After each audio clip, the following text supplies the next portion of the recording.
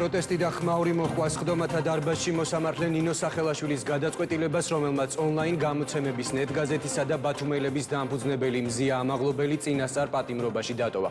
პოლიციელზე თავდასხმით ბრალდებით დაკავებული მზია ამაღლობელისთვის აკვეთ ღონისძიებად პატიმრობის შეფართებას პროკურატურა ითხოვდა. მედია მენეჯერის უფლებადამცველები კი მზია ამაღლობელის 100,000 ლარიანი გირაოს სანაცვლოდ გათავისუფლებას მოითხოვდნენ. მოსამართლემ ბრალდების მხარის შუამდგომლობა დააკმაყოფილა და გადაწყვეტილების გამოცხადებისას განმარტა, რომ მომეტებულად აფასებს მზია ამაღლობელის მხრიდან ახალი დანაშაულის ჩადენის საფრთხეს. მოსამართლე ნინო სახელაშვილის გადაწყვეტილებას მწვავე რეაქცია მოჰყვა ამაღლობელის ახლობლებისა და კოლეგების მხრიდან. ისინი მოსამართლეს პოლიტიკური გადაწყვეტილების მიღებაში ადანაშაულებენ. მედია მენეჯერის პატიმრობაში დატოვებას მედია საშუალებებმა გაფიცვით უპასუხეს. ტელევიზიებისა და ონლაინ გამოცემების ნაწილმა 17-დან 20 საათამდე მუშაობა შეწყვიტა. პროტესტი გაგრძელდა ქუჩაშიც. მზია ამაღლობელის სოლიდარობის აქცია ჯერ ბათუმის სასამართლოსთან გაიმართა, მოგვიანებით კი შეკრებილებმა აჭარის ტელევიზიასთან გადაინაცვლეს. ადგილიდან ახლა ბოლო ინფორმაციას მერაბ წულუკიძე მოგვაწვდის. მერაბ.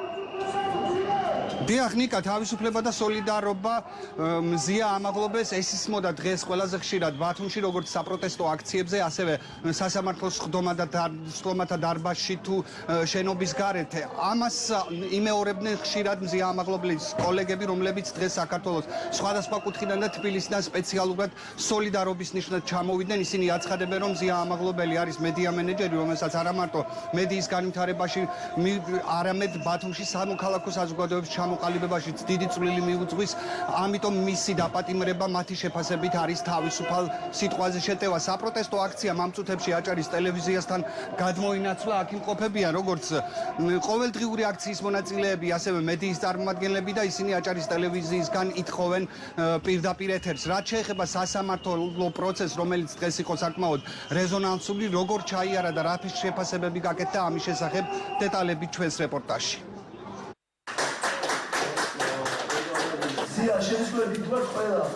ბათუმის საქალაქო სასამართლომ ბათუმელებისა და ნეტგაზეთის დამფუძნებელს მზია ამაღლობელს აღკვეთის ღონისძიების სახით პატიმრობა შეუფარდა.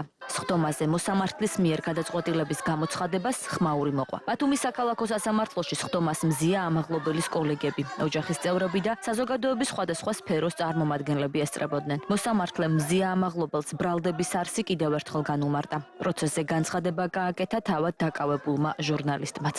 არ გაუგებო პასუხისმგებლობას ვისურვებდი პატიმრობის მიღმა მეთანამშრომლობა სასამართლოს. სახელმწიფოების მესამეობის მეშვიდე ნაწილის მეოცე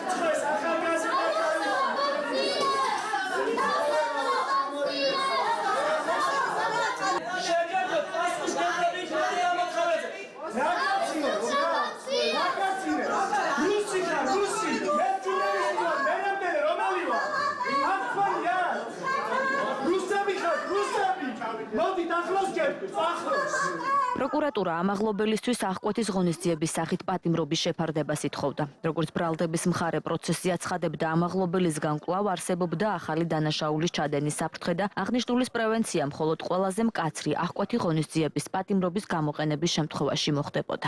რაც შეეხება პოლიციაზე თავდასხმას, ისჯება და არის მძიმე დანაშაული. ჩვენ ვიცით, რომ ყოველგვარი მიზეზი, რაც ჩვენ დავინახეთ, ეს იყო შურისძიება პოლიციის სამმართველოს უფროსის მიმართ, ვინაიდან თავისმა მოადგილემ ადმინისტრაციული წესი დააკავა 1 საათით ადრე და შესაბამისად ფიზიკურად მიაყენა შეურაცხყოფა, თავს დაესხა. თავარი საფრთხე, რაც ჩვენ დავინახეთ და სასამართლომ გაიზიარა, ეს გახლავთ ახალი დანაშაულის ჩადენა. მზია ამაღლობელის ადვოკატი დაცვის უფლების დარღვევაზე მიუთითებს და გადაწყვეტილების გასაჩივრებას გეგმავს.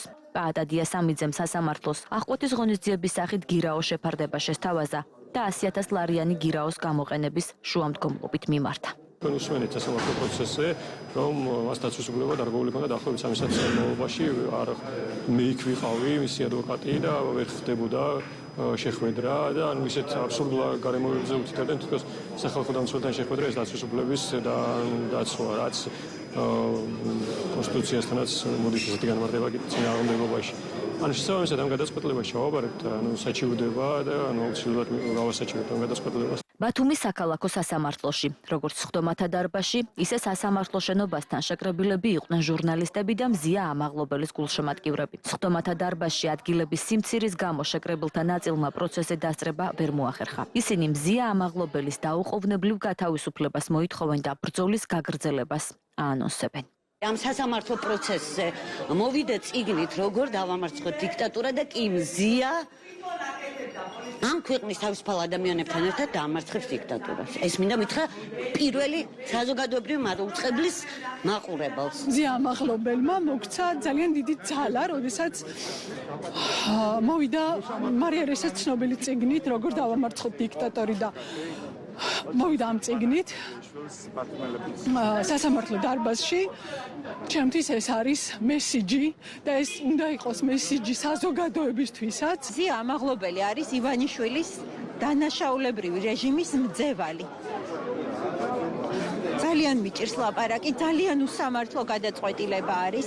მზია არის უწესიერესი ადამიანი, რომელსაც არასდროს არაფერი კანონსაწინააღმდეგო არ გაუკეთებია. ბათუმელები, როგორც ჩანს, ძალიან ბევრ ადამიანს აწუხებდა აქ. მზია ჩაიგდეს ხელში და მათ უნდათ, რომ ასევე დააზიანონ ბათუმელები და ნეტგაზეთი, მაგრამ ასე ეს ამბავი არ დამთავრდება. მზია ამაღლობელისთვის სოლიდარობის ნიშნად ქართული მედია საშუალებების ნაწილმა რამდენიმე საათით გაფიცვა გამოაცხადა და მუშაობაში აჩერა. ბათუმელებისა და ნეტგაზეთის დამფუძნებელი და მედია მენეჯერი მზია ამაღლობელი 11-12 იანვრის საღამოს ორჯერ დააკავეს. პირველად ის საპროტესტო შინაარსის პლაკატის გაკვრის გამო დააკავეს, თუმცა მალევე სხვა დაკავებულ აქტივისტებთან ერთად ხელწერილი საფუძველზე გაათავისუფლეს. პოლიციის შენობიდან გამოსვლის შემდეგ მზია ამაღლობელი მეორე დააკავეს. როდესაც პოლიციის სამმართველოსთან საპროტესტო აქციის მიმდინარეობისას მან ბათუმის პოლიციის უფროს ირაკლი დგებუაძეს სახეში ხელი გაარტყა.